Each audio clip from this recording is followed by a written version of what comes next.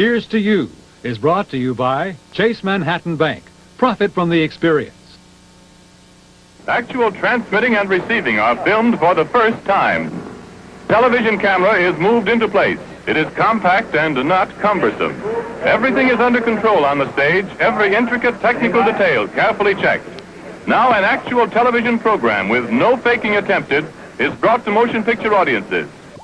Once upon a time, there was no television. Imagine.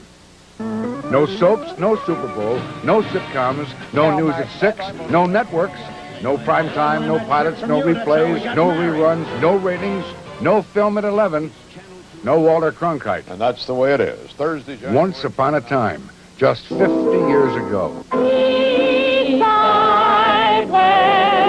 LaGuardia was the mayor. Joe Louis was the champ, and 3rd Avenue still had the L.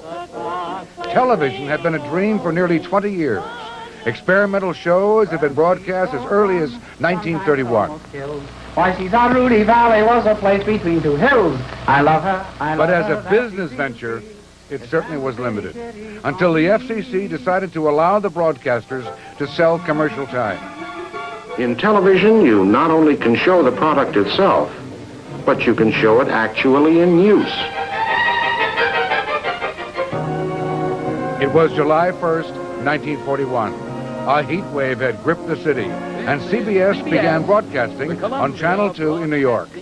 There were only a few thousand sets in the entire tri-state area then, and the call letters for Channel 2 were WCBW. For those of you who just may have missed that show, it was 15 minutes of paintings from the Metropolitan Museum. The director of Met hailed television as a miracle, saying it would make Rembrandt, Monet, and Degas as familiar to the average American home as a toaster. Turn it on. Boy, the last part, his #1 son was really with trouble there.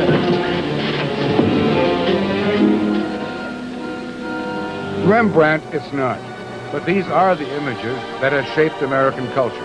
The works on display in the museum called television. And this is the city where it all began. The town where variety, comedy, quiz shows, drama, and news were born. Edward R. Murrow. Good evening. Our city gave its characters and neighborhoods to America, in everything from I Love Lucy to All in the Family, from Amos and Andy to the Goldbergs. Oh, hello. You know, television is New York. Here was gathered the talent, the energy, vision to create a whole new industry. The actors, directors, writers, and engineers forever changed how we would see the world and ourselves. So, to 1. For 5 decades, our tri-state area has been both audience and inspiration to a medium invented right here. Channel 2 and you have been in partnership for 50 years. That's a fact we celebrate tonight with this brief history of television in the city where it was born. While the CBS television network, of course, grew to cover the world, Channel 2 stayed the voice of the tri-state area. It is an amazing story. Like so many things, it could only happen in New York, and as you'll see, only on Channel 2. I'm Michelle Marsh. And I'm Jim Jensen. Join us tonight for 50 years together. Channel 2 and you.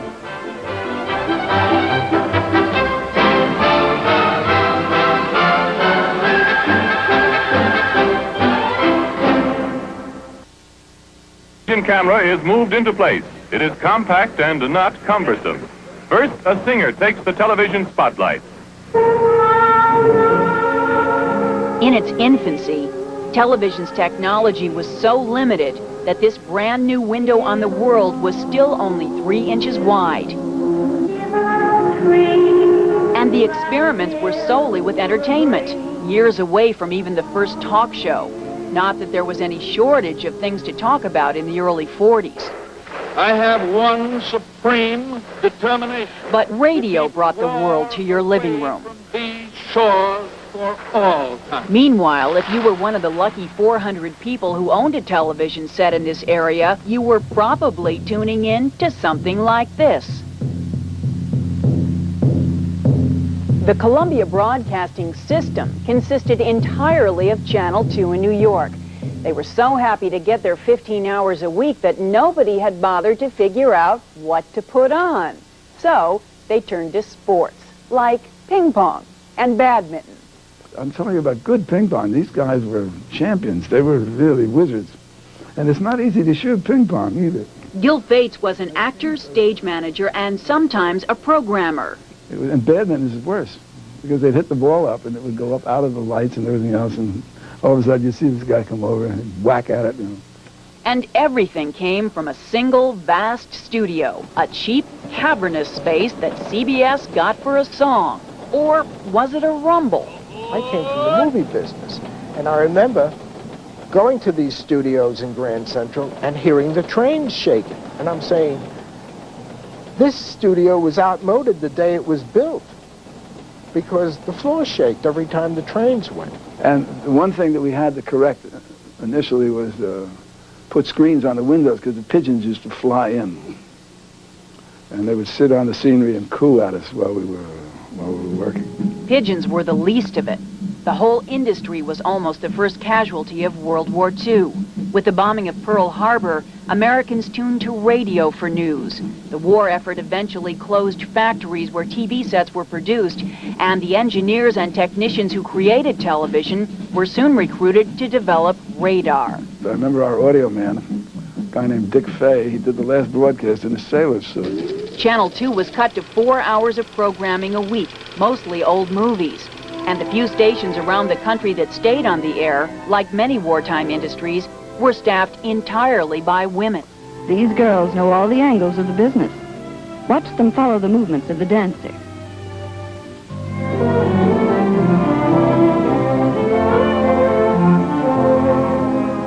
By the time the war was over, TV had a lot of catching up to do. We did this news show, and it was only a couple of nights a week, and we didn't use film. We used stills, which we got from news services. Larry Races was one of the first cameramen at WCBS. And we had a film camera there. And I went into Pestaleo. I said, hey, it's VE Day. Why don't we cover it? He says, do you think we should? Once he convinced his bosses to let him shoot, he still had to deal with the guys from newspapers and newsreels. Many times we would pull the panhandle of the tripod out of the tripod and start whacking a few heads to get a clear shot.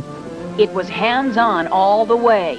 And if you had a problem with reception, you'd just pick up the phone. Every once in a while we'd get an irritated viewer who said, there's something wrong with my set. And we'd put the guy on the phone. The engineer would get on the phone while he was still running the show, still doing all the dials and everything. And he would talk to this guy, and he'd say, well, what's the matter with your set? And he says, well, it's got a funny swiggle through the middle. And he'd say, well, now watch closely. He said, I'm going to do something, and tell me if it disappears. And then he would turn something, and the guy said, yeah, it's gone. Well, in the meantime, everybody else that had a set tune was having something strange happening to their picture, and they didn't know what. By 1948, 3 things drew New Yorkers to television. The Democrats were nominating Harry Truman. A bunch of bums from Brooklyn were heading for the series, and cameras were climbing into the ring with Joe Louis. Macy's reported sales were up dramatically. Televisions were selling faster than washing machines and refrigerators. And even though it was still considered a home appliance, most of them were going into bars. Tavern owners like the McManuses found it was the only way to keep customers happy. My grandfather would say, what happened to where's all the customers? And they would say, hey, Pete, they want to watch the fights, Friday night fights. And he would say, what's Friday night fights? Well, they put it on TV. What's television? And then he goes, oh, really? Next thing you know, Saturday morning, there was a TV hanging up there. So the customers didn't go next door next week. They stayed here. Televisions were going in everywhere. Channel 2 had changed its call letters to WCBS, flagship station of the network, even if it was only 6 stations. But now, no longer just a curiosity, the New York Times was running articles about how to arrange the furniture around your new set. TV was catching up with showbiz. It's a great night for television. After 12 years of broadcasting, we the people, finally tonight, will be seen as well as heard. I was the announcer on opening night of We the People at the Maxine Elliott Theater at 41st Street and 6th Avenue.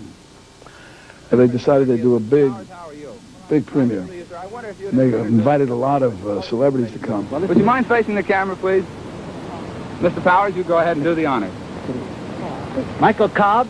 Michael Cobb? Michael Cobb. Michael, where are you from? Michael Well, Cobb. I'm from the Argentine originally. You are from the Argentine? I am. Have you seen television before? Yes, I have, but not like this. Not like this. I don't think anybody has. How about this television? We the People. We the People was an established radio show. It featured music. Have the same trouble in television I had in radio. That's right. They cut you. Comedy and celebrity interviews.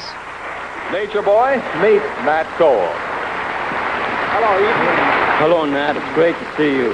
That goes for me, too, Ethan. You know, But was this television? No, it wasn't television, but on the other hand, it was the only time people had most people had ever seen a radio show. So. That same year, Don Hewitt was 26 years old and working as a photo editor at UPI. And a guy called me and he said, you know, they're looking for somebody who has picture experience at CBS. And I said, wait a minute. Why would a radio network want anybody with picture experience? He said, no, not radio, television. And I said, what a vision? And he said, television. I said, come on, they don't have that. He said, they got it. I said, you mean where you sit home and you watch little people in a box? And he said, yeah, they got it. I said, I don't believe. He said, come over, I'll show you. I went over to the studio at Grand Central that is now a tennis court, which may be a much better use of the space than we made of it. But anyway, I walked in, and I felt like Judy Garland in the Emerald City. There were cameras and microphones and actors and stage managers. And, oh, my God, it's like Hollywood. But within a few years, Hollywood itself would be dwarfed by television. Its craftsmen have created a whole new art.